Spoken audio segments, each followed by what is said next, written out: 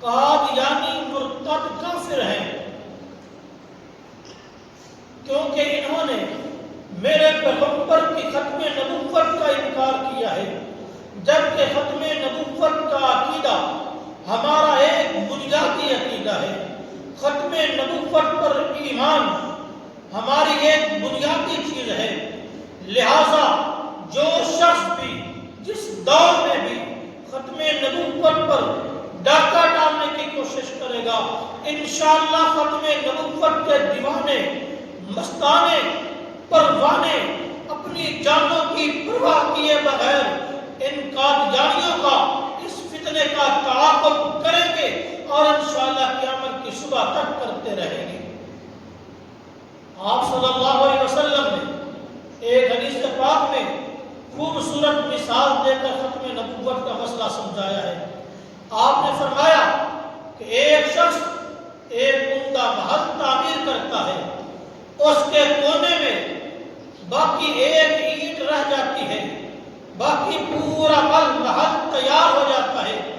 صرف ایک اینٹ باقی رہ جاتی ہے، اور جب وہ اینٹ بھی اس کونے میں لگ جاتی ہے تو اس کے بعد محل بالکل تیار ہو جاتا ہے۔ اب اس محل میں کسی نئی اینٹ کے لگانے کی ضرورت نہیں ہے۔ تو آپ نے فرمایا یہی مثال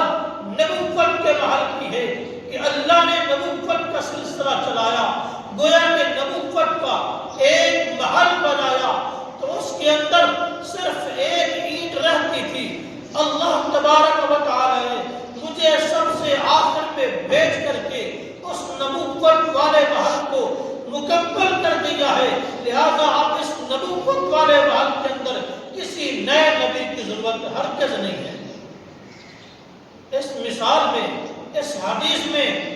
آپ صلی اللہ علیہ وسلم نے ختم نبوت کا مسئلہ سمجھایا ہے۔ تو جو شخص ختم نبوت کا انکار کرے گا اور کسی نبی کسی شکل میں